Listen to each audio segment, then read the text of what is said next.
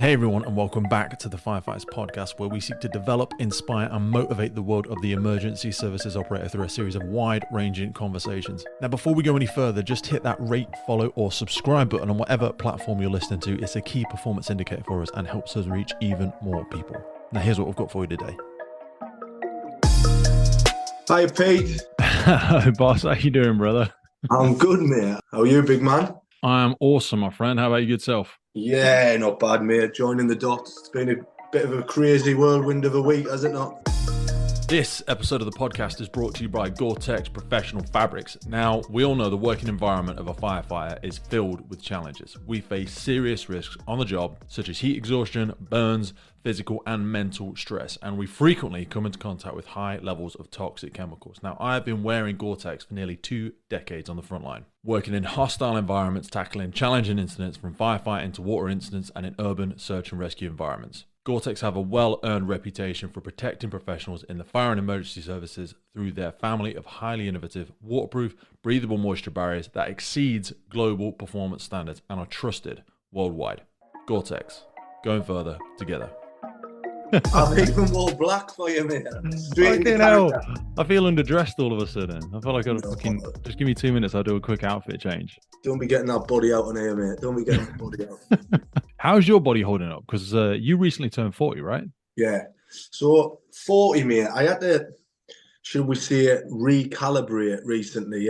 So through the pandemic, I joined the military at 16, and we can get onto them questions later. But joined the military at 16, and there's a mentality where you throw the kitchen sink at it. Basically, a lot of the training, it's destructive. Do you know what I mean? The military, in the very nature of the job you're doing, you're carrying a lot of kit for long periods of time, and it's very destructive. But recently, I'd say about 2 years ago, during the pandemic, I was training originally for a marathon. That got cancelled because of the pandemic. So then I switched it to a half marathon, and I started getting niggles. And I've never had niggles in my life. I've done a lot of running previously.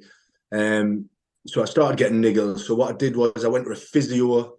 I spoke to the physio, and it was a bit one of them sort of eureka moments. I'm sat down and he says, just talk us through what you do in a week.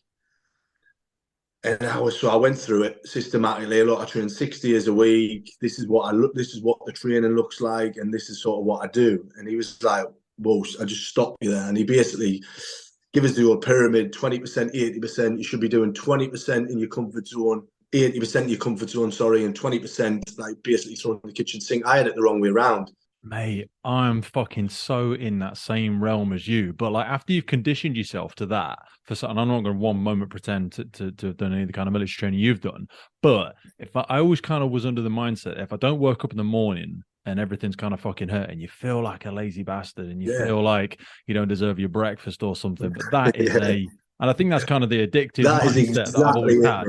But that addict mindset, I mean, most addicts as well, it's like, it's self-destructive and your body can't tolerate that long term. And I'm having that. When you heard you say that, it kind of ring true in my mind about this like tactical pause where you're like, do I want, it's not about training harder, because that's what always the mindset was like, oh, I need to train harder. I need to train harder to break through the barrier. But it's about training smarter when you start getting a little bit older, if I'm hearing you right. Otherwise, you end up being one of those guys who's like sitting on the fucking porch and is like, I used to be in shape. I used to be this. And you're like, yeah, well, what's the fucking reason you're not? Do you know what I mean? You just have to just become more strategic about it. Is that what you're thinking? Yeah, it's exactly that. But again, your body's needs and the way you absorb certain nutrients is different. Like, I'd have killed to have a bit of size. I mean, you're a big lad yourself. When I was in my 20s, and I would train weights. But again, I've always been what we call in the military a racing snake. So basically, I'm more built for CV than I am for pushing big steel about the gym. But I think now, and rewind to that. So the physio told us this. So what I did, I took it on myself. Where I do a lot of circuit training. I do weights, but it's more superset weights. I'll never particularly lift heavy, albeit there's different ranges of heavy. I'll always keep it in my comfort zone. I'd rather up the reps than up the weight, if you know what I mean. Yeah. But I ended up getting a PT. So I said to the PT in my local gym, I said, his name's Steve. If he's listening, probably not, but lovely guy. And he's a big boy. Do you know what I mean? So I said to him, we were friends anyway, friendly over the gym. I mean, you always chat to people in the gym, but I said to him, look, I think I went for 10 lessons or 10 classes or whatever they were. There were an hour sessions. I said, what I don't want you to do, motivation's not a problem. So I don't want you to think you're coming to the gym to give us a bit of a beast. And that's not what it is. I'm going to bring me notepad. Yeah. I want to reset everything I do. So I want you to give me, for instance, a pull session, a push session, a leg session, and then just mix them up. So I had a whole array of different exercises. And to be honest, what I tend to do now more is resistance stuff. So a lot of cables, a lot of sort of resistance bands. And I do weights, but it's a lot of body weight stuff as well. Pull ups, it's hard on the joints, though, isn't it? You know, banging and clanging for years and years isn't sympathetic. But I mean, we're sort of the similar age. So when we were in our teens and 20s and stuff, it really was the age of the giants a little bit, wasn't it? Everyone wanted to get fucking huge. The magazines and bodybuilding and strongman was really in its upward swing. But I feel like, luckily for me, I mean, like when I stopped taking all the juice, it was like 10 years ago. And that was as everything was ramping down anyway. Now you see him, what we idolize, maybe CrossFit's done a little bit of as well, but it's like we're idolizing the longevity of fitness and less about people being, you know, giants that try and shift colossal amounts of steel. Because like you say, on the joints and stuff like that, it's not very forgiving. No, it's not. And I feel like now, for me personally, and look, it's not vanity. We call it phys in the military. So physical exercise or phys, whatever you call it. Like, it's not vanity phys. Like, I want to be able to have output. Do you know what I mean? So I want to be able to use what I'm doing. So big compound movements for my day-to-day job, but they should come hand in hand. So I don't want to look like, for instance, a sack of shit, excuse the language, and train hard. And what I found was the harder I was training, the worse aesthetic results I was getting. Do you know what I mean? Because I was almost every muscle I was building, I was burning because I was just throwing the kitchen sink at it. So now what I tend to do is I have different days. Like I'll run to the gym. So it'll be nice and steady. I mean, whatever steady is steady for anybody. It's different paces, but never overexerting myself. So it's a bit of a warm-up. It's just in the fat burning zone. I'll get to the gym. I'll do a particular session and I'll jog back. And then that sort of balances it out. So I'm getting the muscle growth and I'm getting also a little bit of fat burning in there. But again, like, you got to listen to your body. We're getting older and I couldn't eat what I used to eat. I can't drink what I probably used to drink. I wouldn't say I'm tuned in. This is not like, it doesn't take over my life by any means, but I've got to be wary of it. If I have that cheeky, say, takeaway on a Friday night, I know that I've got to pay the man or pay the dues back. Do you know what I mean? Because I always think of it as like going up a mountain. Like at the bottom, the path's really wide. You can jump around and fuck about in your teens and in your 20s and stuff like that, and you'll get away with it. The body will just absorb it. But it's not that you can't continue to do that as you get older, but the path gets a lot narrower. So you can't just jump around and mess about because you'll slip off and it'll take you 4 or 5 days to get back to where you were.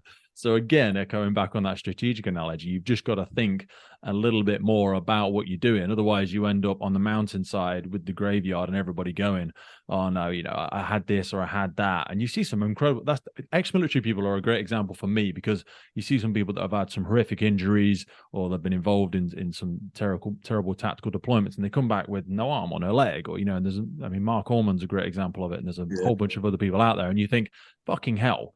If that person can still do it, you know, if they're in the Invictus Games kicking ass and taking names, what's my excuse again? Oh, I've got the dodgy thing on my elbow, or I've got the special name for my bad knee that I say is my limitation. But again, it's all about adaptation, right? Yeah, it's definitely that. And I mean, look, there's one thing that I take away from the military, the special forces, and the show. And everybody's got it on the show. You wouldn't be there in the first place. You wouldn't have literally seen that advert and put your name down. But it's self-motivation. That's the key to everything here. Like, whether it's physical training, whether it's getting a job, having a job to get a job, get a new job, looking after your family, everything in your life. I think some little challenges you set yourself, but self-motivation for me is the fundamental foundation of everything. Like literally, you could encompass that in everything. And if you've got self-motivation to get off your ass when you don't want to and do it, and it doesn't have to be, look, we're not trying to change the world here. It's not marathons we're talking about or super.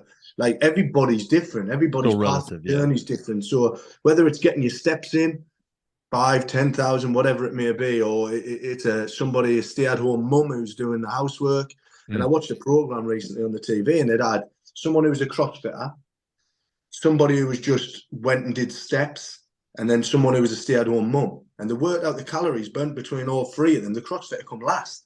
Yeah. So, I mean, you do the maths, you know what I mean? So it's that old, there's a movement about it. I forget the guy's name, but it's neat, isn't it? Non-exercise induced thermogenesis. That's what they call it, where it's your daily lifestyle. So when we talk about those marginal, it's like there's a million small decisions in it. I'll take the stairs versus doing this. And yeah, you use a houseworker as an example, lugging a goddamn Hoover around a house and then picking all the kids up and doing this shit and walking the dog and just everything that's involved in that.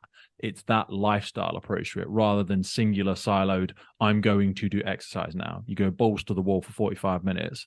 And actually, on the grand scheme of it, you're not really making that much of a bigger difference by comparison. I wanted to just pause there for a second because you said about self-motivation. And I think that's a great place maybe for us to go for a second, because I find a big part of that is also affected by the people that I put myself around. And maybe this is a nice segue into the military as well, because you do, and a big motivation for me coming on the show was I wanted to be around high performers. I wanted to put myself around people that would demand a higher standard from me, because in day-to-day life, and I'd love to ask you about this, that can feel quite alienating, though. You can feel you're no better or worse. I'm no better or worse than anybody else. But when you do set a high standard for yourself, or like yourself, you do have a high level of self-motivation, if you're not in an environment like the military or the emergency services anymore, how do you do that and have that and not feel bad about it without alienating yourself from those around you? Or do you ultimately have to decide to be quite strategic about who you put yourself around?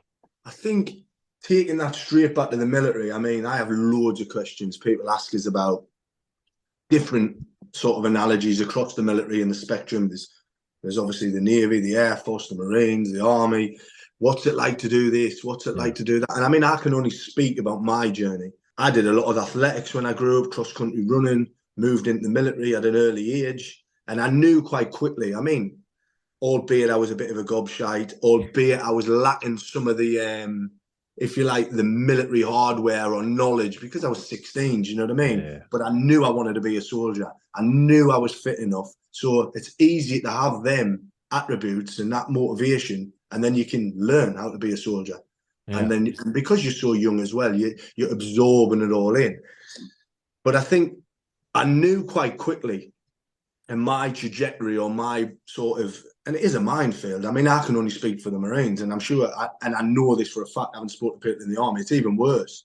Okay. And it's almost like a sort of, how dare you culture. Like, if you put your name forward, I always said the military's like a sweet shop. If you've got the tools and the application and attributes, you couldn't do this in any other work, in any other job. You know what? I want to do that. All right. Where do you sign up? Where do you do it? How do you put your name forward? Well, you need this reporting period. You need somebody to sort of approve it. And you're like, right, go away, get that, come back. Right, I want to do it. And I was like a young kid when I started these. If you like, there are big shifts in that sort of culture, and there was a lot of people who'd been in a long time. We call them in the military old sweats. Yeah, I call them dinosaurs. People who they're just set in their ways and go, "Who's this little upstart? How dare he think he can go and do that?" But then fast forward 6 months, a year, when the course had finished, and you're then coming back going, "Yeah, you know what I mean? I've got the badge. I've got the sort of whatever you get from the course, and then you're doing a new role, and then it's always you can go, all right, well, I've had enough of that now. I fancy a bit of that. Fancy a bit of this." But it does come down to there's peers that I joined up with that ended up taking slightly different routes, and then seeing maybe it was because they didn't like soldiering. I can't speak for them personally, but I think it's down to who you surround yourself with. There's a lot of culture in the military where they like to have the bravado, they like to go out on the town and tell everybody about what they're doing. But when it comes to the crux of it, actually being a soldier, being cold, wet, miserable, on exercise, or being away from your family and friends for long periods of time, they're actually the ones that mourn the most.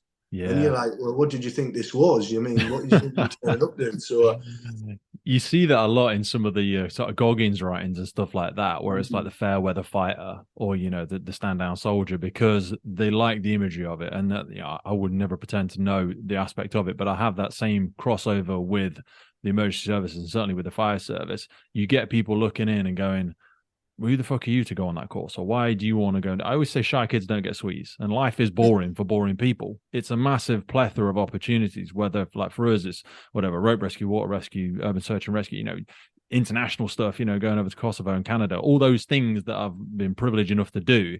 You've just got to throw your hand up, because shy kids don't get sweets, and people will be sitting on the same stations or the same departments and police forces or ambulance services, whatever it might be, for decades, and they'll almost begrudge you in ways. But I love that it's sort of doesn't play favorites. You just need to put yourself out there, willing to, similar to the show. You say, why do you get an adventure like that? Well, you've got to be willing to fuck it up as well.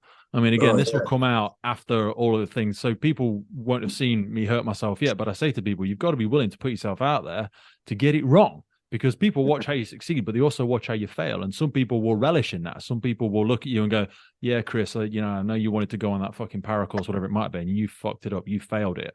Get back in your box. I told you not to do that. But ultimately, that only reinforces their belief that they shouldn't go for it, and they shouldn't push themselves, and they shouldn't develop themselves, which is really not going to serve them long term. Hey folks, just wanted to jump in with a quick piece around firefighter health and well-being. Whether you are trying to join the fire service and pass them tricky fitness tests, if you are currently serving, or if you are coming up to that next chapter of your life, retiring from the emergency services, we get so many different questions around it. So in partnership with Fitness for the Frontline, we have come up with a series of guidance and programs specifically designed to reflect the physical elements of the role of a firefighter. So whether it's carrying an LPP across an overgrown field, lifting a ladder above your head under running it, or wrestling with cutting gear for 30 plus minutes at some kind of complicated RTC, our bodies are required to lift, push, and carry objects in very specific circumstances. That is effectively what Fitness on the Frontline focuses on, as well as the longer term aspects of overall health and wellness for our firefighters. Now, we are definitely not about to be smashing out world records or getting that beach body ready in 6 weeks rubbish. The systems and programs that we put in place are adjusted for people's current fitness levels, and they're not a prescriptive way or a one-size-fits-all BS. It is very likely for myself personally that I'm still going to be a firefighter when I'm 60 plus, so longevity in the role is really important to me, and I know it is for so many people out there. It all starts with no obligation, 7 days worth of the programming, absolutely free. So whether you're joining, serving, or looking at the next chapter in your life, Fitness for the Frontline is designed by firefighters for firefighters. Now back to the show. It's funny because I had them, people that you just looked up to, and I had them, but you don't know who's looking up to you. So I have it now where I'm speaking to pals and they're my pals, but they'll go, you know what? You literally were a fire trailblazer. Yeah. And then you look back and you go, oh yeah, he was like 3 or 4 years behind us, and you went and did the mountain leader course, which is and then it's all right. It's a 9-month course. It's a graft. Yeah. And then he went and did it, and he went, because they were seeing people like-minded. I mean, in stature, I'm probably about the norm. I'm about 5'9". I weigh 80 kilograms. You know what I mean? I train hard, but a lot of it's mental. Do you know what I mean? So if you surround yourself with the right people, you have the right sort of fundamentals about what you want to do, and then the people you look up to, then I think you can go a long way. Do you know what I mean? And the world's your oyster, but I mean, you've got to be willing to put the work in for that, and that's the key. That is the key. So how soon into your military career did you start thinking, you know what, I want more, I want the next? Because again, when we look at, fresh recruits in services and stuff like that, I think as soon as you've gone through some of that initial skills acquisition, you're in the ability to teach and lead other people, because people are coming straight through the pipeline behind you. But then how long do some people sit in that sort of consolidation mode before they go, you know what, I'm ready to go again. I'm ready to be that student again.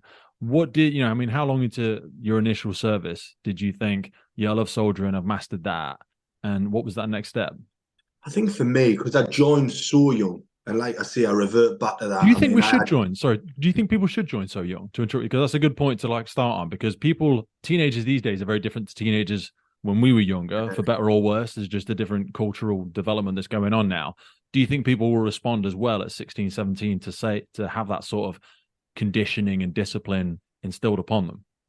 I can't speak now. I've got a younger brother, and I know he's different to what I was, but I had a lot of discipline from my sort of athletics and running day. My coach, a guy called Ken Jefferson, what an absolute legend. And at the time, I would never have said that. But looking back now as a sort of an older man, shall we say, we'll call ourselves older men or seasoned men. Yeah. I was like, wow, the stuff and the sort of discipline he gave us was like, wow. like crazy times to Do think you about. think he'd So be able to do that today, though? Would he get away with the same approach? Because some of the people I I developed greatest under would not be able to teach in the method that I responded well to.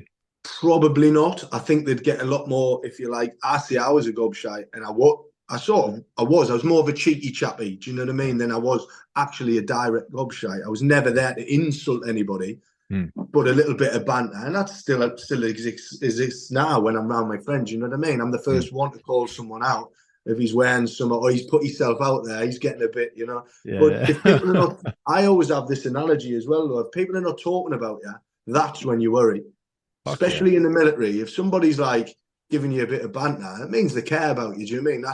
That's sort of the Mate, I big boy literally way of had putting their this a arms few around days it. Do you know ago what I mean? when someone was talking to me both about the podcast and the SAS thing and the pink firefighter shit and all the other bollocks. And they go, oh, it was sat around some fucking watch table. And they were like, oh, Pete, that's what people will remember you for, putting yourself out there, attention, this, that, and the other. I was like, yeah, maybe. I said, you know what they'll remember you for? I was like, what? I said, fuck all. And that I was just like, as harsh as it sounds, I'm like, mate, just fucking live your life for fuck's sake. Yeah. You've gotta go for it. But sorry, I interrupted you, but there is a big aspect of that, and you seem like you've got that real gregarious cheekiness, but in a healthy way. Yeah, and you need that through adversity. You need that when the chips are down and shit's gone wrong, namely, and you need to pick yourself up. You need somebody who's got that in the locker to take the piss a little bit. But back to the original question. I mean, I joined at 16, so I had to. You're younger, and in the Marines, like people have done. You've got ex-pro rugby players, football players. Everybody's got a reason to be there. Do you know what I mean? There's a reason that they went right. I want to earn that green beret. I want to test me metal against this. So me as a young 16-year-old, I'll caveat that with you can't go on operational tours until you're 18. Okay. So like I joined 16 and my first sort of was a bit of a kick in the balls, if you like, because we went out and we were out on a med trip floating around the frigging Mediterranean when Sierra Leone all started kicking off. Yeah. And it was like, right, let's redirect. And we're all like, yes, we're going to go operational. We're going to go and do a bit of peacekeeping or whatever it was out in Sierra Leone. And they were like, oh, Oliver, fucking helicopter's coming for you. You're going on another ship and you're going back to the UK. Yeah. And I was like, you have to go and sit honestly, back in the creche and get babysitted. It sort of cut us deep because you were ready to cut your teeth, but there's reasons and maybe for the better reasons that I wasn't allowed to at the time. But I do think between the ages of, if you join at 16, you've got time in the tank to sort of explore the drinking culture, because there is a drinking culture, the training culture, the banter. You get to go around the UK because we always see in the military, like you've always got a house and you've always got the biggest wardrobe. And you've always got money because someone's always willing to let you stay at their place. Yeah. Someone's always willing to lend you one of the Ben Sherman shirts back in the day. and you've always got money because if you weren't cashing checks for next month's wage, you were lending it off somebody. Do you know what I mean? So you're always in that overdraft and just enjoying life as a young Marine. Do you know what I mean? We went around doing everything. So I sort of wrote off the ages of probably 16 and 19 before I really went, you know what? This is a career choice now because it's a way of life in the military. So, but you still have people who have it as a way of life, but then you have people who are professional soldiers. That's an important distinction. And like I see that when you said about rugby culture and sporting culture, you see that that's the kind of the fork in the road, this kind of split off moment where people become more proficient in their skill set. They get fitter and fitter. They're still into the heavy drinking culture on the weekends. And then one of them just goes, no, I'm gonna play, and then I'm gonna go home and rehab and this and that and the other, and they kind of break away from that initial pack, who get not stuck, but like who just choose to stay in that banter, drinking culture way into their 20s, 30s, 40s. Whereas the professional soldier, in your analogy, is the one that decides, I'm gonna be fucking really good at this, and I'm gonna treat this like I want to be good at it. Yeah, and that's exactly it. I got to 19, and I was like, right, what now for me? And I mean, I'd already had an experience because I'd went from, initially I went to 4-2, which is in Plymouth. We did all this med trip thing. We went all around the med. And then went to Sierra Leone. I come back and I took an option to get drafted to Scotland. And in Scotland, because we went straight, because I'd been to Norway on an like it's not an operational tour, but it's like a 4 or 5 month deployment where you go and learn all about Norway, about soldiering in the Arctic and jumping into fucking ice pools and you living in the igloos or whatever you want to call them. So it was an absolute experience. But when I went to Scotland, nobody had been. But really? But they hadn't been for a long period of time. So all the sort of junior commanders in the companies had no experience of it. And they had a deployment coming up in 12 months. So they needed instructors to be able to teach people how to ski, how to fend for themselves, Arctic warfare. So that basically, as a young 19-year-old, they said to me, would you want to go on this? It's called an MSI course. So it's a military skiing instructor course. Would you want to go on it? And I was like, so this is 6 weeks in Norway and Rügen, and you go away and you learn it all. And I was like, yeah, that's a bit of me. And that was my first sort of exposure to leadership and running courses. What was it like at 19, trying to get that level of self-awareness to where you can begin to lead and articulate to people that want to learn from you? Because I was a fucking terrible grubshot at that kind of age. I'd probably made for a terrible instructor. I think I became a crew commander in my early 20s, and I was still just thought I had all the best ideas and all that sort of shit then. So how did you get around that? And was there any big kind of recalibrations in your own self-awareness to become that sort of leadership first steps? I think it was first and foremost, it was make sure I was the best that I could be in that department. So on the course, apply myself, listen in, take away all the notes, make sure I could be the best instructor I could be. And then the delivery side of it, it's same because these are like people you know and the people who you're sort of trying to impart this knowledge on. So literally when you get out to Norway, so fast forward to 12 months, we're now deployed with this new unit. And these are all my sort of peers, if you like, in my company. And you get there and they'll go, right, break down into these many groups. And you get a group of 9, because the tents you use in Norway, the whole 10 people. Okay. So you'll have a group of 9 and you'll be the leader. And then you're off. You're learning them how to ski. You learn them all this. So it was a good way for me to start leading at that level because, one, they were reliant on you because you had all the knowledge. So there was no egos. There was none. Oh, we call it a sprog and I'm sure you have a sort of terminology in the firefighter. But I was a sprog still. Do you know what I mean? I had people who'd been in 12 years, 13, That's 14 what I'm years. saying. That's the hardest one. Yeah. But when you're cold and you're in minus 30 and you're the only one with the answers and you're trying to impart that on them, you become sort of the linchpin. Do you know what I mean? Yeah, 100%. So it was a good place to be because they wanted to be there. They needed me. And then you're on this course for a period of time. And then at the end of it, you almost earn their respect. So when we went back to the unit after that 3-month deployment, I mean, initially you're training them, but after the first 3 weeks, you're then back in the company and doing like training, proper exercises, 10 days at a time. So you just become another part of it, which is good because then you get to hone the skills with them and then it's more tactical sort of side of things. But when we got back to the unit, I mean, there's a Northern Ireland tour that was mixed in there somewhere. But when we got back, I was deciding quite quickly, look, I fancy a bit more of that. And I started exploring some of the options. And that's when the mountain leader, who effectively you become a sort of a mini mountain leader because you're running some of the Arctic training, but the overall arching training's ran by a mountain leader. Do you know what I mean? So you become the minion of him. And I was thinking, God, he looks hard. Look at him. Thinking in my head at the time, thinking, fucking guru of all that is aloft. Like, big, you know what I mean? Big mustache. Yeah. Standing at the top of this hill in a t-shirt and probably Speedo, thinking, why is he not cool? Do you know what I mean? Like, why is he so hard? And I was thinking, and the reality is he probably wasn't, because fast forward a few years when I was in that position, I'm thinking, oh, yeah.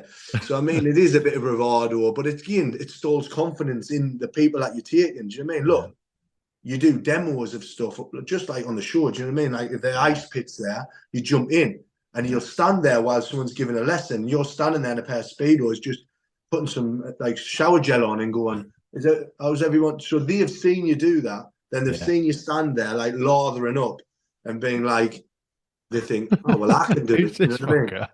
Yeah, I think you're bonkers. Like, there's loads of different. Like, we used to always like do little sort of skits and jokes, and who wants to do it this time, and who wants to do the demo, and you try and keep the humor in there because it can be like -20, -30, and they've never done this, and you want them to feel like, look, this is just another part of the course that you're doing. But yeah, and then I got back from that and I was like, right, I fancy a bit of that mountain leader course, and started looking a little bit, and that's when it got serious. Like, this is like, now you're going to go on a 12-week command course, you're going to do a 9-month mountain leader course that encompasses everything from mountain training in Wales to mountain training in Brecon to doing Scotland mountain trainings, and then another 3 months in Norway and escaping evasion, you name it. You do the full package, and it's a long course, like serious course. But when you finish it, you get a few extra quid in your pocket.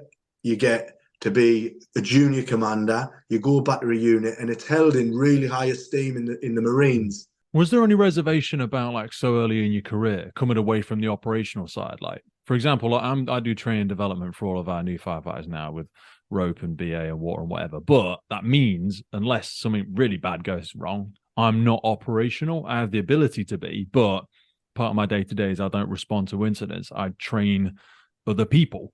But there's also like that fear of missing out, because you still hear about the jobs and you still hear about, like, your analogy would be different deployments or different training exercises, and you're not part of that at the minute because you're stuck doing this other thing. Was there any reluctance to that? Because, like I say, you'd stayed in contact with other people that were still doing that, but you weren't. You were off developing.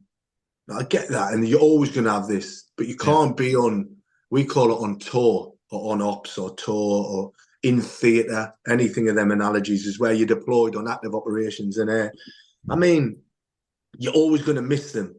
But you've got to take yourself away initially to do the courses, because I knew when I was coming back, I was going to be in a specialist role in a specialist troop doing pointy end stuff. So everything I was doing, if you like, if the pyramid's like this, is getting shorter and shorter and shorter, exactly what we talked about earlier, to the pointier end of operations. So you're having more.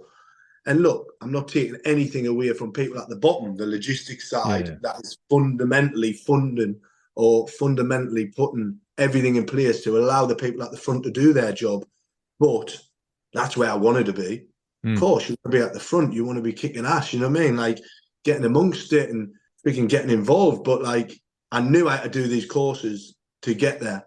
And that's where the experience from, you can't do it reverse. You can't go and do the job. Like we said earlier, you've got to take that tactical pause to develop yourself. You're going to kind of step out of the game to reassemble some new tools. Otherwise, you have fun, but equally you can get equally bored of operations. Again, I know people on stations for 15 years and they just hate it because they get bored to death. And you're busy, but you're doing figure eights. You're not actually developing. You're not actually growing. You're just going round and round in circles. So once you'd then built that new skill set, what did you see? You know, you said you did a big command aspect of that. What kind of development did it do? Because leadership in the military, certainly, it's almost like, when people hear about it from my perspective and people in the public, they think it's like assumed discipline. Like, oh, it must be really easy to have command and leadership in the military because everyone just does what you say when you say it. But I know when you hear the jockos and stuff of the world, they're like, no, it's no fucking different. You know, there's plenty of soldiers who don't want to fucking listen to you, who don't have an interest in what you've got to tell them. I'm sure that doesn't account for the vast majority, but was there any like big takeaways or advice you would maybe give somebody going into a process like that? Or if you saw yourself now at 19, giving them advice on command and leadership? I think for me, the course, a lot of it is process. Okay. And in anything, leadership, there's always process to it. And I think in any walk of life, in anything you do, if you can systematically set that process, it's easier. But for me, leadership was, and I wouldn't say it come natural to us, the actual art of leadership, but I didn't give myself any boundaries. I was in there in the deep end, you know what I mean, with my sort of muckers. But you also need to know where that line is. And if you don't want to cross it too much. And I'm not saying don't be rubbing shoulders with your pals, because in combat you need to. But they need to understand when you flick that switch from humour to, look, these are the reasons. But be positive in what you're saying. Look, we're doing this because of this. Yeah. If we don't understand do that, the why behind what you're doing, they're more receptive to it. And always lead by example. Like, I mean, And by leading by example, I don't mean throw yourself in there first, because obviously in the military, the tactics are going to dictate what you're doing. But as the commander, you're not going to be the first one in. You're going to be probably the third one in, for instance, because you need to take that tactical balance and nous. But the command courses, I mean, I'd be lying if I said I wasn't apprehensive. Okay. You're going in there, you're sitting in auditoriums, you're giving briefs. And initially it starts easy. You're giving interest lecture. And I think I did mine on how to lace up a pair of boots. Something stupid like silly. No, yeah, that 100%. irrelevant. We do them, yeah. Yeah, because it doesn't matter what you're giving it on. It's about sitting up there and having a process. What's your introduction? What's your meat? What's your lessons identified and what's your takeaways? Whatever that process is. I always use the old, tell them what you're going to tell them what you told them. Do you know what I mean? Yeah. And it's literally boxed off. Like, I think mine was on something like how to make toast. Do you know what I mean? It was probably the first one I ever did. The whys, the how-tos, the hazards, the takeaways, what looks good, what looks bad, you know, all those, and then the tips and tricks and all that sort of shit. And I love that sort of stuff. I love that kind of stand and deliver. And it does a lot for character building as well. No, I think it does. And you learn a lot about yourself, but you also learn about the people you instruct them, because then you're like that. And I always take a moment at the end, and I'm not into calling people out or making people feel uncomfortable, but to make sure they've took that on board, you've got to ask them questions. But ask them questions. There's different ways to do it. Basically, don't be a dick. Because if you're a dick, you're not a good leader. That is the bottom line. I don't know. I will never. The people who I aspire to be were always people who had empathy. They were good leaders, and they were just had a bit of banter about them. They had a little bit. There's times when you can relax that enough to have a bit of humor in what you're doing. Because if there's no humor, and you just, let's be honest, if they're just a dick nobody's going to listen to them. And even if they're speaking the truth, and even if their tactical nous is the best in that company or that unit, then it's irrelevant. Be the sort of person that people want to listen to. And I saw so much of that with sort of the cadre of DS that we have on the course. Between the four of you, that emotional bandwidth and that ability to build rapport, those different leadership and teaching styles. And you said it there about that switch, which I think is a great thing to sort of zoom in on, because it's knowing when to be able to flexibly step in and out of those styles. And it's almost, well, it's unspoken when you kind of don't, not break character, that sound wrong, but like, it's very clear when I saw you, like you had a few moments with, like, I think it was, I forget, Recruit One, Amelia, when she had those challenges. I think it made it into the first episode actually, but when she was really having those challenges, running up that hill to the waterfall, and then she had that heat stress, and you address those different, and you gave her evidence as well about why she could do the things she could do. And only through having great rapport with people, you were able to do that. You gave her demonstrations of her competency and professionalism in the way she led her day-to-day life, and used that as evidence to stack on the side of the scales. But you sort of dropped in and out of that seamlessly. Do you know what I'm trying to say? Yeah, and I think there's one thing that never gets documented or just talked about being a leader is that peripheral vision, or them observations. Because you've got to see that. You've got to see that in your team. You've got to see that and that even goes far to see it in combat, in the enemy. You've got to be able to see things and then being able to process it quickly enough to then give that advice or change your plan to suit it. Because we call it atmospherics in the military, like understanding. And it's the same on the course. Like we'll be running different scenarios, and we can see you come tootling out the room, and you're on the parade square. We can see the demeanor and the body language, and we're taking it all in. But it can be cluttering. Do you know what I mean? For your brain as a DS, you stood there going, "All right, where are we?" And then we have to hone in on that. And I mean, that was a typical example. We were going up there, but it was almost like people were self-DSing themselves, and Amelia was one of them. But then you literally step in and it goes a long way, because you're giving them a few home truths. Yeah. It's like having all those spinning plates, isn't it? It's like you've got to have that ability to mentally zoom back, step away, to holistically look at the dynamics of the team, give that extra spin to that one plate, or realign it, or, you clock it somewhere and you're like, at some point in the next few hours, may not even cognitively think this. You're like, I'm just going to give that nudge or that recalibration, that reaffirmation, or even sometimes that character recalibration where you just need to knock somebody. And you had it with a few of the guys on the course where yourself and Foxy, every now and again, it was just like, get back in your fucking box. I fucking heard you the first time. You know, it's not the fucking whoever show. Do you know what I mean? Step back. I heard you the first time. To be fair, I fucked it up, I think, in the first like few minutes where I ran down the fucking steps, counted all the steps, and just instinctively turned around and shouted it. And lead DS was like, who the fuck told you to shout it out? You want some fucking special points? You know, I mean, he didn't say that shit, but that's effectively what's happening there. It's like, what the fuck are you doing? Listen to the brief, get back in your box. And it's sort of those tiny little tweaks that are always those little adaptations, aren't they? Yeah, and I mean, like people say about personas, and people are like, the guys are just being themselves, but it is different when you're running a course, and this is no different to the military, and it's no different in any walk of life. You've got to, there's times through that course, if you like, or the trajectory of that course, that you can, and it's the same. We're trying to bring your guard down, but we're bringing ours down as well, because when you get to a point, initially you've got to establish yourself, especially me coming in, new DS, new group of people. Soon as them yous are there and you see us, you're like, right, well, what's he all about? Yeah. What's he's cracked? Do you know what I mean?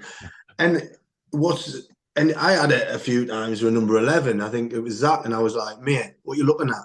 Yeah. Not in a negative Zach, way, but just try, because he had that nervous energy. And I was like, right. And again, for me as a DS, I've got to impose myself on the course. Yeah. To earn the recruits' respect, the fellow DS's respect, the production's respect, because they've all got to trust you in what you're trying to do there. 100%. So I think, but throughout the course, that period of time people are on course, you've got to change. You've got to change with the course, because once you've established that, you've got the discipline, they understand what the boundaries are, where they can push them elements. And then the further on you get, then it's about project building, trying to identify, because each one of us are DS. Want every single person to get the most out of it they can on this course. And people are looking in from a TV show, they're sitting on the couch going, that's 2 days. One episode, that's fucking 2 days of uncertainty, fucking starving, no phones. Imagine like giving the Joe Civvy public and saying, I'm going to take your phone off of you for 2 days. They probably wouldn't know what to do with the time, definitely the fingers. So, I mean, but throughout the course, as you progress, we change. The banter comes in. And you still, sometimes it's banter to go, look, fucking you're doing well. Yeah. There's no pats on the back. We might say, shut up, knobhead. But that's that's us saying, well done. Just, you may, if people are not talking about it, when I came down the waterfall with Foxy, and I came down it, and I went over to him, and he was like, so what'd you do then? I was like, oh, I'm a firefighter. And he went, that was fucking pointless, then, wasn't it? And I was like, but it's like, and then I was like, oh, and I really enjoyed it. He was like, fuck off. And you're like, it's those nice moments. But like you said, once you've established those boundaries, only is that possible. It's like, this is where I'm drawing the line. You all saw me draw the line, right? Yeah. So then, we can step over it, and I'll step over it and you'll step over it. But the fucking line doesn't move. So don't start trying to rub it out and move the fucking line, because that's the line. And when I tell you get behind the line, you all know where the line is. And it's it's like a delicate dance, isn't it? And I love what you said about the art of leadership as well, because it really is a very personal thing. And you saw that across the range. Do you know when you said about that recalibration or like adapting for each different person, do you have that within the DS team as well? Like in those moments that perhaps the camera's not seen, like how do you give peer-to-peer professional feedback amongst DSs? Because you will still have a tremendous amount of value from your own experiences, even though the other three have done stuff before. You will have your own experiences that add value to the show that wasn't there before. How does that peer-to-peer work? Is there much of it? Is it just like everyone does their own thing, or? No, it's definitely there.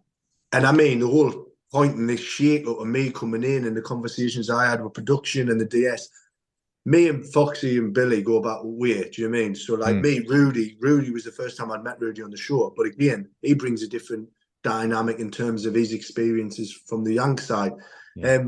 But there's loads of times, and be under no illusions. And normally it's between the DS and the production. And I've got to stand up there and represent this program on the telly again. So we want it to be as good as it can be and as real as it can be with the tools we've got to deliver it in, if that's a strange way. So there's things that people come up with.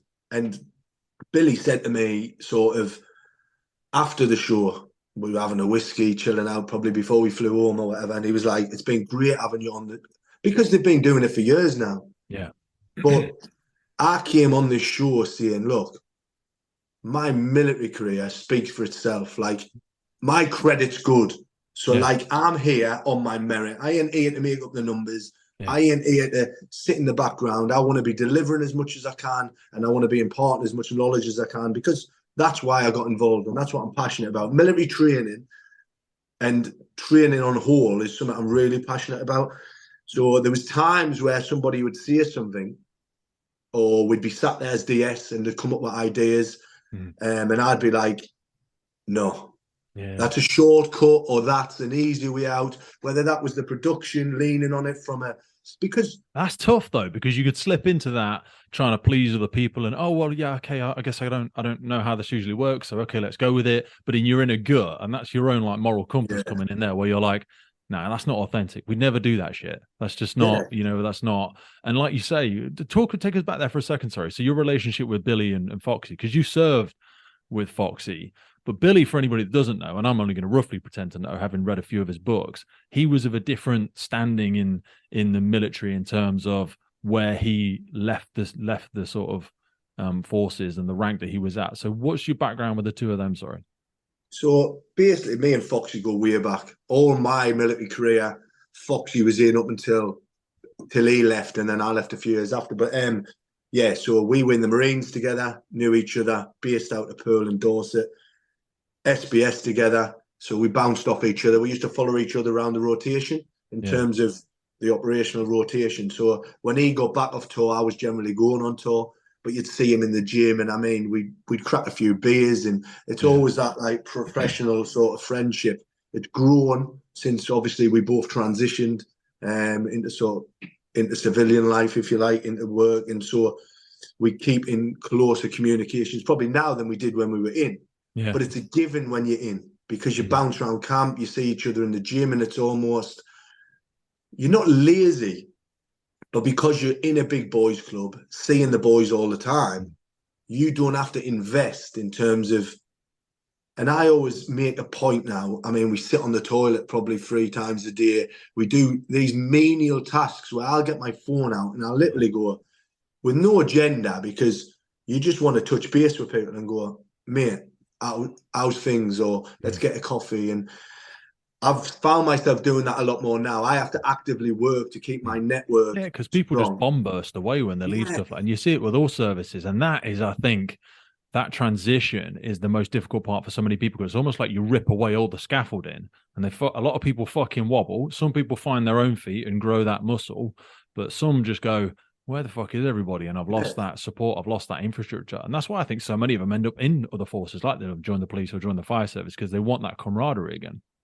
and there's 2 ways to look at it. I mean, some people blame the unit or they blame the people and go, but these trains are moving. We call it like, when that train's moving, you're either on it or you're off it. And if you're off it, you need to act. You need to do the work to keep in touch. So me and Foxy, we go way back, good pals, fucking legend of a bloke, as you know. Good dry sense of humour, which always keeps you giggling. Right. And Billy, I knew of Billy anyway. Like, go back to 2000, so back to the ML course, finishing the ML course, joining my unit. A couple of years later, so 2005. Again, I was always the guy, and we have a funny. There's a funny way in the military, right? So there's a lot of, if we call them menial tasks or crap tasks. Yeah. But I was always the cheeky chappy or the eager person. So one of the seniors or start majors or fucking corporals, whoever, when you're a junior, will come down. I'm sure you have it in the fire brigade, and they'll go, right, we've got a parachute course. Who wants it? Or a motorbike course, or something that's exciting. And I'm like, whack, I'll have a bit of that. And they're like, right, parachute into the galley tomorrow morning, you're on pot wash. And you're like, what? So you're volunteering for things. Like, anyway, we get back. Now I'm a corporal. I was a junior leader at the time, and I got back to my unit, and they were like, oh, there's 2 courses coming up, because we were going to Sierra Leone again. So again, like the Arctic thing, they were like, we're going to go to Sierra Leone soon. We need to get some instructors trained in jungle warfare and jungle tracking. So again, whack, thinking I'll probably end up in some pot wash somewhere. Didn't happen. They were like, yeah, courses are good. Flew out to Borneo, did 14 weeks in Borneo, and Billy was the chief instructor. So me and Billy, like, I did 2 courses back to 14 weeks out there with Billy. And you know what? That was my first, because even in the Marines, you know people who've gone special forces. And some of your pals might have, or people you looked up to have, but they just disappear. It's weird. It's like, I've heard that a lot. This abyss. Like, all you hear is the horror stories of the people who've come back and failed out. Their face didn't fit, or it was like the hardest thing they've ever done and they didn't pass. And there's a caveat with selection, because you can get a stand-up feel, and nobody's going to see it here. Like, so the selection phase is the jungle phase, effectively. The rest of it, and the training after, and the build-up before, they're all part of selection. But the crux of it is that time you do in the jungle, and that's 30 days under canopy. So like, you're in the jungle for 30 days solid, getting assessed every day, whether you think you are or not. You are. And that's the crux. And then all these horror stories you hear, you can get to the end of that 30 days, right? Giving it your full beans, and then get back to Hereford and them say, right, I'm going to read a list out. If you're on the list, stay in the room. If you're not, leave. And if you're not on the list, or you don't know, you can work it out, because you're like, well, he's a good bloke. He's a good bloke. I'm on that list. But you don't know till you're told. And the other ones, they go to the canteen or whatever, get a coffee, and that's them. Like, there's nobody sitting there going, this is what you did wrong. This is what you need to improve on. There's no feedback. There's no, like, you don't get your fucking development areas and then come back. I mean, if you had maybe a little bit of a route in there, I'm sure you could, but you generally know anyway. You know, if you've had a stink. Yeah, if you've been there for 30 days, you've got an understanding of whether you were, whether you're meeting it. Stubbornness as well, though. You have some people, there's a guy on mine, I'm not even joking, and you've seen it and experienced it, having been in the jungle. Like, his body was literally falling to bits. I was going to say, it's something that so many of the recruits have said. You cannot survive. I always think of it, and I've never done Everest, so I wouldn't pretend, and you might actually know, haven't done the altitude work. Your body can't survive past that death zone indefinitely. And I think about the jungle in the same way. You're constantly sweating, you're losing nutrition, you're losing weight. Because of where we've grown up, you cannot survive there indefinitely. So it's a little bit like managing the decline, from my limited interpretation. Yeah.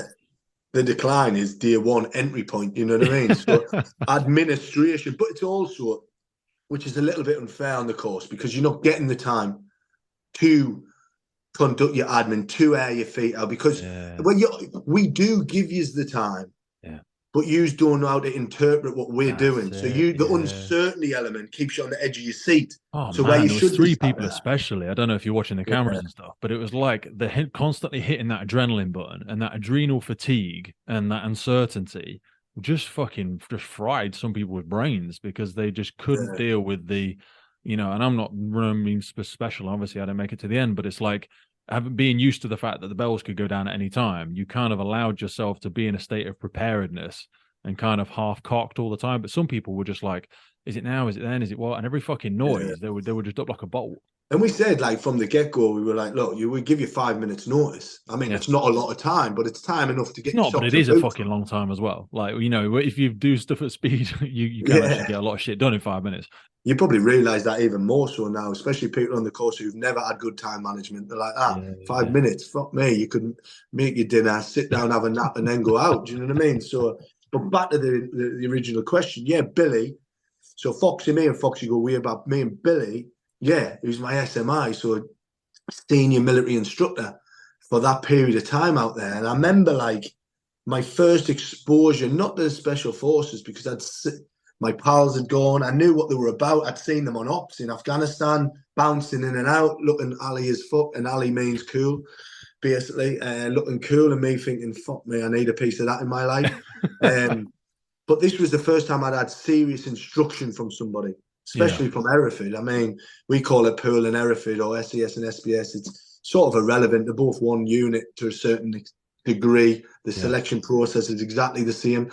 You don't even really talk about it on selection, where you're going to go at the end of it. You just finish and go back to your unit to finish your continuation. But his relaxed demeanour, the one-liners, exactly what you see on the show now, was the way he was on that course. And I remember thinking, man, I would just wanted him to tell us some stories, you know what I mean? Like, But Well, he's got to it have some didn't. serious ones. I mean, I forget there is another podcast that I can't forget what it's called, but I remember reading of is it called Operation Certain Death or whatever it was, where they'd had a couple of people. That's one of the most famous ones. I'm sure Mark's been on many other different aspects of it. But was he in charge of that, or was he part of it, or? I don't know. I think is that the one you're referring to in Sierra Leone? Yeah, there was a group of individuals that had been taken over by the group, but basically a bunch of people that lived in the forests or in the jungle, and they were just sort of militia, and they'd taken control of this, and they ended up dropping people in what was effectively a fucking swamp, and everyone was stuck in the quagmire as soon as they hit the floor. And it's just a great. I've read a few briefing documents and stuff from it, and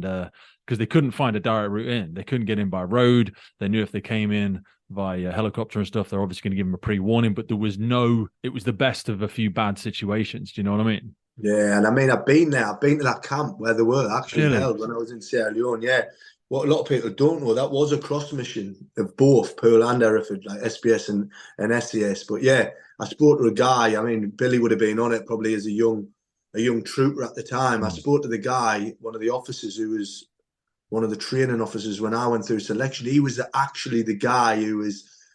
So if I remember rightly, I think what they did was they sort of build a rapport with the people who were holding them in terms of ransoms, and then they sent them loads of Yeah, they got them drunk. cigarettes Yeah, and they stuff. sent But them loads basically, of it was booze, and they ketamine. were taking a shitload of drugs as well themselves, Yeah, because I don't think it was cannabis or something they were growing in there, and they basically got fucked out of their head. and And then then hit them in the morning. yeah, they'd also managed to get some comms out. I forget how. Oh no, Notes. They one of put a the note under the leaders had door. done some notes and stuff, and then during the hostage exchange, he just said, can we do a Westerner's greeting just to greet my comrade? And he passed a note between them, and that gave them the layout of the sort of base as well, which gave them that first bit of intel of how they were going to do their approaches and stuff. But it's fucking fascinating. Yeah, is it ever, mate? And you know what? Them sort of jobs, like, and even when you're in, they're the jobs. It's strange because we talked about it earlier about the sort of formal, Mm. but they're the ones that you're like, and to normal people, maybe it's like, what do you mean, you weirdo? Why would you want to be on the front line, like bullets whistling past your head, getting stuck in? But I mean, it's strange. It's like, I always put the analogy, imagine being a football player and training every week and then never actually That's getting to it. play a game. It'd be like pretty shit, We wouldn't have it? it. We come back and we're like, that was a great job. And they say, what was it? Oh, three people died in a road traffic collision. And then, two people got pulled out. And they're like, and that's a fucking good job. Yeah, I always say to people, like, control the controllables. There is going to be conflict. There's going to be war. There's going to be road accidents. There's going to be fires. There's going to be fucking people lost at sea. You are outside of that sphere of control. But what you can do is be the person that gets to be called upon when it happens. When they pick up the phone, when they call for people to go and do a tactical deployment, you want to be that person in that situation. Doesn't mean you wish ill of anybody else. You don't want these wars to happen. You don't want these accidents to happen. But you have no control over that. People are fucking imperfectly perfect. They're going to fuck stuff up. Human beings are going to continue to have wars as long as we live in these cultural divides. So do you want to be in the situation where you have the skill set to make a difference when it counts? And for me, that's always something I wanted to do. But like, having been in those moments for yourself, how do you now transit? In fact, before we go there, I wanted to ask you, because when we're speaking about Foxy and stuff, when you were in with him, and then when he obviously left and started, him and Billy and everyone started going to this, was there those moments, be honest, where it was like, oh, have you heard what Foxy's doing? They're all fucking doing this TV show. And it's all like, because they'll be like, some people will just be jealous. Some people will be like, oh, back to the Bravo 20 days of fucking, oh, they shouldn't be doing this, that, or the other. And a lot of it was probably born around jealousy. What was the kind of feelings around it? I mean, it's a strange one here because I was going to do the first one. Really? But who is the other guy as well? Because there's a guy that's written a few books, bold guy, forget his fucking name. Great guy, done a bunch of like world records and shit. He was going to be on. yeah, Stotty. Yeah. Ex-Pearl guy. Yeah, big, thick-set guy. Yeah, skinhead. Yeah, Stotty. Yeah, he's a good guy as well. It's strange. Like, it didn't work for me at the time. I was in a transition. I was sort of still in the military, but leaving the military. I knew I was going to be leaving, and there's a lot of pressures, outside pressures, in terms of disclosure cell, the military, and everybody was like, "Oh, what's going on here?" And it is a big gamble. You're putting your face on telly. Do you know what I mean? Yeah. And where does it sit? But I've been left a while now, so it was different this time around. When it come round, it was an opportunity, and I jumped feet first. But again, there's different. You have them discussions, with your inner circle. You call it your inner circle, your friends, your family, your peers. Yeah. And you see it like, look, the important thing is, and Foxy's nailed it, like Foxy's nailed it in particular, is he's got a foot in both camps. You know what I mean? Like, Okay. he doesn't overstep the mark. All of us have done these things in the military, and there's a time and a place, and there's stuff you need to understand that you're representing. And for me, I'm representing this unit. If I didn't go on this program, somebody else would have went on. Yep. Do you know what I mean? That's the reality of it. It wouldn't have been me. It would have been whoever. So I'm representing them, and I want to do that just as professionally and to the best of my ability as I ever would in any job. But ultimately, the job you do and the stuff you're privy to, you don't. That's not what you don't want to over romanticize it or salacious details and all that bollocks, because that's when you will lose face. Yeah, and it's back to what you were saying about that analogy about the road accident and people dying. It's like, yeah, but how many people did you save? Like, people go on about, oh, well, I did this, and you go, yeah, but what is the fundamental point of you being called upon? We're there to either in the fire brigade or the military, we're there to basically help. Yeah, do you know what I mean? You're there to create some calm from chaos. You're there to bring order and bring structure to stuff. Before you arrived, shit was flying sideways all over the place. So you're going to impose some structure, sometimes through force, sometimes through cohesion. You're going to bring that structure to it, and that's what the military does so well. No, and I agree. So I mean, yeah. So back to the original question there about the program, I think like you're always going to have your lovers and you're always going to have your haters, but I do think it's been a great tool for military recruitment, and I've heard that time and time again. So people say, oh, what about this, what about that? But the reality is it's a great tool for military recruitment. We're not overstepping the marks in terms of, we're just trying to find the fundamentals. What does it take for that person to pass selection? And do these people on the course have the fundamentals, not the military application, not the tactical now, because we're never gonna teach them that, and we haven't got the time to teach them that. But we can create the conditions through putting them in a position of arduous training and what have you to see what they're all about, peel back them layers, as we say, and see when they're vulnerable what they're really all about. It's like you said earlier, though, about when you did the trailblazing aspect and you saw people then go behind you. I think opening up the view of what happens in the military, what happens in the emergency services. I think police should do more stuff, and fire service, ambulance, coast guard. They should show more about their world, because societally people will benefit from then trying to adopt a few of those things. Whether they try and get a bit fitter and healthy, or whether they try and bring a bit more structure and discipline into their life. There's massive benefits to be taken from it. I think if we did go back to the days when all the doors were closed and we didn't tell anybody about anything, we kind of do the rest of society a little bit of a disservice, because we do want to see these characters, these characteristics in people, and people want to aspire to be like that. They want to, whether they want to put a gun in their hand or they want to, go in a police car and go out and arresting people playing cops and robbers. They do want some of the principles and some of the disciplines. They want to be professional, positive, honest, disciplined, have good moral code and a good sort of great moral compass. And if we don't show them what that looks like in some way or another, it's hard for people to aspire to that and to reflect upon their own lives. No, I totally agree. And I think the show captures that brilliantly, because it reaches out, man. It reaches out. Look how many people, millions of people watch this show, and it reaches out. Even the interaction I've had with people since the show going out. And I mean, that's one episode. It's been mind blowing. Do you know what I mean? And I'm like that. All the causes and the things we get involved in, and you are spinning plates. But so how have you dealt with that? Because now you've been toe punted into the limelight, and you've got 1,000 requests and everything like that. And I know you get support from the team, and people that have been there before you will say, do a bit this, do a bit that. But how do you not go shiny, shiny, shiny, fucking sprint in every direction and end up falling on your face? How have you avoided that so far? I mean, look, I'm training, one, definitely, and setting boundaries. I think I don't go on my phone. I set a time. It's strange, because this, as much as it's exciting and it's great and I love it, it's like a final piece of the jigsaw in my day-to-day life, where it's like, right, that was what was missing. And now it's there, but it is a business venture as well, in terms of I need to set boundaries in terms of When do I pick my phone up? When do I engage with people? When do I? And I will do. And but it's going to be difficult. And I speak to Foxy and Billy, and because we are good friends, it's a token. Oh, you'll be all right. Yeah. You know what I mean? But I'm directly reaching out and saying, look, you've got to go with questions. You can't say, oh, mate, give us some advice, because it's like, all right, buddy, like, you're cool, mate. It's all in. Yeah, It's what the all fuck in does that hand. mean? Yeah, I always say Yeah, that's life in general, isn't it? I'm like, learn to ask better questions and you'll get fucking yeah, better answers. You'll get and better people later. direction in life. But I love what you said there around like what I won't do as well, because so many people think about the things they should be doing. But if you're trying to have a long-term mindset, which I think you've totally got, it's like you still, we would say you're 40, yeah, but you're still very young in the grand scheme of things. Look at some of the other DSs and look at some of the people that have done similar ventures before. If played right, and that sounds kind of a little bit corny, but like, you can do this very well, and you can add a lot of value to the world if you have a strategic mindset about the way you're going to go about it. But you have to be very disciplined in, okay, what am I not going to do? What are my moral lines? Do you know what I mean? What am I not going to get involved with? What am I not going to support?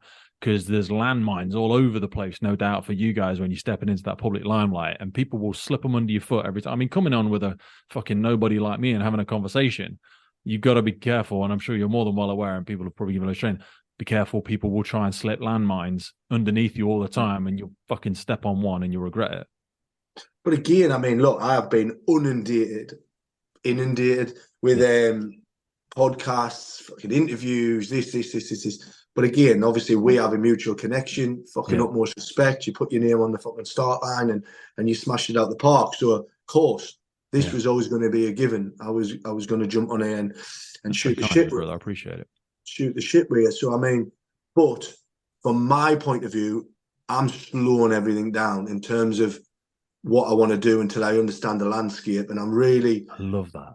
Put myself out. I need to understand what it is because once it's out there, it's out there. Do you know what I mean? And you can't take it back. So I think I'm getting good advice. I'm speaking to good people, and I'm keeping it grounded with my inner circle and just try to navigate, because it is shark infested waters, like you're saying. If I can navigate it right, then hopefully there's longevity there. It's exciting, and it's something I've really enjoyed. So let's see where it goes and see what crazy stuff gets there. Well, mate, I've absolutely loved it. I mean, before we close, I just want to ask you a few little bits around what do you miss most about the military? Because people stepping out, like you said, you're either on the train, you're off the train, and sometimes transitioning from on the train to off the train, people end up in a fucking mess. Do you know what I mean? They don't transition very well. How have you done that? Because I'm sure there was a short period of time where you didn't have a drive, well, not a drive, but like you didn't have a focused like this is what I'm going to do now. How have you dealt with that transition? Is there anything you miss most about it? I think for me, right, being brutally honest, when I left, I had to take so I live down where I was based, and my peer group are all the senior management, if you like, now of the unit. So I keep close with them. I meet them daily. I'll meet them this afternoon. Guys who've been on the show, for instance, the Stazzers, the Gia Mortons of the world, we're getting a coffee this afternoon. Do you know what I mean? So, nice. These are my pals. So it's easier. But initially when I left, it was like I was a civilian, but I was still in. So what I had to do was I took myself away. I literally rented my house out, went away from Dorset, went and lived in Chester for a while, albeit I was bouncing around the globe doing various shit. And then I had a bit of an identity crisis. Back to what you said right at the start. Mate, that is fucking it. Sorry, you hit the nail on the head there. That is fucking it. So many people leave the service, they have that death of identity because they're like, I'm no longer this thing anymore. And it was 90% of my fucking personality. Yeah. And you benchmark yourself on this new circle of friends. Yeah. And I wouldn't belittle them anyway, but one was a driver for Sainsbury's, one was a postman, and one was whatever. And I was like, right. And that dark humor or the banter where you turn up, if I turned up here and let's say I didn't beat it was like, didn't see you in the gym today, Chris, where were you? Yeah. Like accountability being one. Yeah. But if you put a bit of weight on, it'd be like, hey, what's happening to you? Who I can't fucking eat that. I look like Chris. Chris, and you're like, all right, mate. And then that dark humor comes about. So I had a bit of an identity crisis in terms of, right, who am I? What am I about now? And what am I about?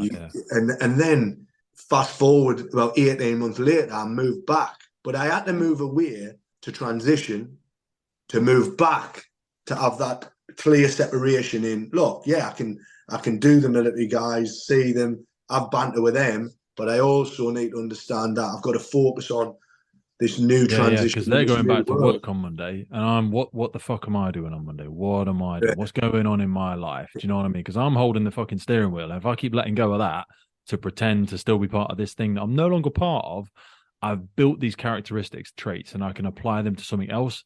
But I've got to fucking pick up the pen. I've got to be driving this shit because no one's going to drive. I always say you've got to have a plan for yourself because if you don't, then you'll fit into somebody else's plan. And guess what they've got planned for you? Fuck all. Not Yeah. because they're horrible people, because you've got to make a plan for yourself. You've got to be fucking doing something. You've got to be making moves. And that's one of the biggest things I try and like when I do a lot of mentoring for people, and I'm like the 3 and 5 year, mate. Like that is a given. And then work back. You've got to work back, mate. Like, right, you want a house. All right, what do you need for a deposit? 5 grand. How much can you save a month? You do the maths You there. trump Oh, the whale. 100 quid. Well, have a guess what? You're 5 years away now. Just from having your deposit, mate. And that's even if you stick to it. Do you know what I mean? So you just like, I think that 5 year plan. But I think the thing I miss most is about being that connected with your peers. Yeah. I mean, I see it on the show because obviously I'm working with ex guys, but that ability to, if you went, right, Chris, we're doing something. Chris, I need the toilet. And you nipped off. I would think for you, all right, I'm bombing up some magazines. We're getting ready for a job. Yeah. Shit, is Pete's done? Has Pete got some? Has Pete got his man. scran? Has Pete had a coffee? Right. Everybody's thinking like that about each other. Where like in day-to-day jobs sometimes, and I mean, I'm not taking anything away from anybody, what anybody does. But if someone comes in with a cup of tea, you're like, the fuck? You didn't even... Mate, 100%. We see You know that what I with mean? greatest Like, respect, like operational people that then come into the train department versus people that come in from the civilian world. And they're not remote, they're not consciously selfish or anything like that, but it's just they've not been used to being part of a team where there's a there's like seamless handover of responsibility happening all the time. And you're like, I said to you this morning, like we're trying to push back our time for today. And I said, that's all right, I'm just doing some prep for a course for next week.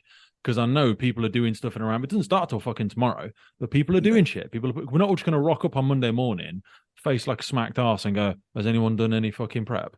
Well, no, everyone knows what the drill is. Everyone knows what the objective is, and we're always moving. The whole fucking thing is always moving, and that's so different with civilian world, isn't it? no, and that comes all the way back to that accountability. Where's your level of professionalism and what you do? And I think you get that in the armed services or the services, and I think, and that's good. And there's a lot of corporate companies, especially, that could take a lot from that. And the fact, like, I think that's why they use so many ex-military to train. You know, that's you see, like your ASDAs or whatever of the world, they have specific development transitions for people coming out of the military because that conditioning is fucking worth gold. And if you think about it, the bread and butter is we work to a completion. We don't work to 5 o'clock and go, oh, fuck it, you know what I mean? Yeah, You're in the middle of a job or a mission, or there's a car crash or there's a fire. You're like, oh, mate, come on. I'm on yeah, fuck. You know what I mean? Yeah, so that work ethic's there straight away. You're like that. Look, depending on your job, you might never clear your desk, but you've got what's the fire at the door? Do you know what I mean? Like we're always improvise, adapt, overcome. I always say it's like a business, military or the fire service or whatever. We can't just go, okay, well, we didn't do very well. Let's just fucking close up shop. No, this is the fucking train is moving. So if you're not leaning in, get the fuck out of the way because we need to get this job done. And it is going to get done. We're going to beg, borrow, steal, manipulate, adapt, but it's going to fucking happen. So if you're not leaning in, just get out of the way. And that can be really difficult for people. And one of the other things there we were talking about, jumping back to the original question, I mean, obviously I missed that, being able to sort of be connected on a sort of another level with people, but debriefing and lessons identified and being brutally honest with each other. We used to say it, and we wouldn't do it with the attached ranks, or so we have a lot of people that support us. Say there's 20 of us doing a job. We have maybe 100 people that supported that job. So sometimes you get back and you'll be like, right, shut the door. Everybody get in here, right? What the fuck? Like, because you can't learn, you can't move forward, you can't change your processes and go, right, what the fuck? And then it's individually. Look, I had a fucking stinker. I didn't have that bit of it. And then the knock-on effect, and then you can learn from it. But I think like too many people in today's day and age don't have the accountability, and they're scared to stand up because of, for whatever reason, maybe it's management, maybe it's they don't, or maybe it's the risk of being sort of people are scared to death of committing professional suicide and having something thrown at them or something like that. But they know when they've done a good job. We try and bring that into the room, like you say, when we have our debriefs, because you'll know when you get into bed at night and you go, oh God, I really didn't do very well today. I let everybody down, or I was a bit shit, versus doing it in the room where we have that self-awareness enough, but also accountability to each other to be able to say, dude, that just wasn't fucking good enough. And it's always better calibrating it from your peers versus, like I say, sometimes in civilian life, no better or worse, but they'll be like, well, he tried his best. He's like, well, it didn't fucking work, did it? It was fucking dog shit. That's what it was. And it's not going to hack it. And like, well, I'm not saying sack him. I'm saying, right, lean in. What do you need from us? And that's the difference, you know, with a crew or with a watch or with a team or with a department or with a detachment. It's like, what do you need? Right. We need to develop you in this area. We need to develop together in that area. Because I always say when we have new recruits, I'm like, a recruit is developed by a whole watch, developed by a whole community. When that person comes for assessment or they've gone on a job and they've performed good or performed bad, that is a reflection of the team. You should have identified that, fed it back to them and developed that individual. They shouldn't be fucking walking in blindly and making a mistake and not realizing that already. You should have already given them that feedback. No, and it's exactly like on the course and in the military, we have a buddy system, and I'm sure you have it in the fire service. But if we were to do a kit inspection and I checked you off and then see you had a bit of dirt on you, I'd say, well, I don't, Pete, who checked you off? And you go, oh, fucking Tom. Tom's getting the beasting because he should have picked that up. So then again, it just instills people to look after each other, and it gets that brotherhood, if you like, and that puts you on a level of sync with each other that you don't find in many other areas. Do you know what I mean? So I think, how do you keep that? You know, before we close, sorry, I'm going to be super respectful of your time, but like, what advice would you have to people that have heard what you said today? They want to embed that in some of their life, but they can't just turn straight around to their partner, to their loved one, to their teammates and go, hey, I fucking heard Chris Oliver says we can hold each other accountable. So you know what, Dave? You're a shower of shit yesterday. Sort it out and then hope the team's just going to get better. How do you work with people now because you will work with a lot of people that haven't got your background. You're trying to grow something. You're trying to, develop yourself still. How can people do that without alienating everybody and looking like a dick? I think the best way, and it's back to the old leadership thing, it's got to be lead by example. Okay. Got to be lead by example. Show people and they will follow you. And I mean, you can drop it in, but you can drop it in different levels because we're all on different courses. We're all on different journeys. It's the same, I suppose, in how you take the feedback as well. You've got to be willing to take it, invite that feedback. Yeah. Massively. And you've got to be humble in what you're doing. Do you know what I mean? But give people the time of day as well, and don't be scared to listen because they will open up there. And that pause, don't be scared of pauses because it gives people time to really dig deep and then come out and talk about certain things. And I mean, in the special forces community and across these jobs that we're talking about, they are male heavy dominant jobs. And I think like even us sitting shooting the shit here, like being able to talk to people, some people haven't got that trait. So sometimes you need to sort of coax it out of them. Yeah, it is. Yeah. And I mean, you can do that with breaking the ice, a little bit of banter or showing them. And I think leadership for me is all about leading by example. And I think like some of them values that we've talked about today, accountability being one. Don't ask somebody to do something you wouldn't do yourself. Do you know what I mean? And then slowly, step by step, like we talked about again, when we talked about training, whether that's you doing your 10,000 steps, that's good enough. What's good enough for one person doesn't necessarily have to be good enough for the other, but your 100% is different to mine, which is different to someone else's. Yeah. And only they know that. So accountability is being key. And can you look yourself in the mirror? Thanks so much for your time today, mate. I really appreciate it. Look, send my love to the family, send my love to everybody. Hopefully, we're actually going to see Foxy in February. I know he's got a show on. So I'm eagerly awaiting when you hit that point in your career where I know you'll stand up and give us all the inside track and start divulging some of this incredible leadership skills on a wider platform. Because as much as I like to think we have a great listenership, and we do, but like you can't beat that authenticity. Like you've stood in front of groups before and to feel that come through. And I've been stood in front of you and the rest of the DS. So I sincerely hope you'll look into that in the future. And I really look forward to speaking with you. Brilliant. Cheers, Pete. Mate, I appreciate your time. All right, my friend. I'll speak to you soon. Take it easy. You too, mate. Bye-bye. Firefighters Podcast is put together to develop, inspire, and hopefully even motivate those individuals who have chosen to serve our communities and be part of the first responder family. It's brought to you by myself, operational firefighter Pete Wakefield. If you have enjoyed today's episode and you want to see the podcast continuing, please head over to our Patreon page where you can support the ongoing efforts of the podcast. Please hit that follow, subscribe, or rate button on whatever platform you're listening to. Please support your emergency services responders, and thank you for listening.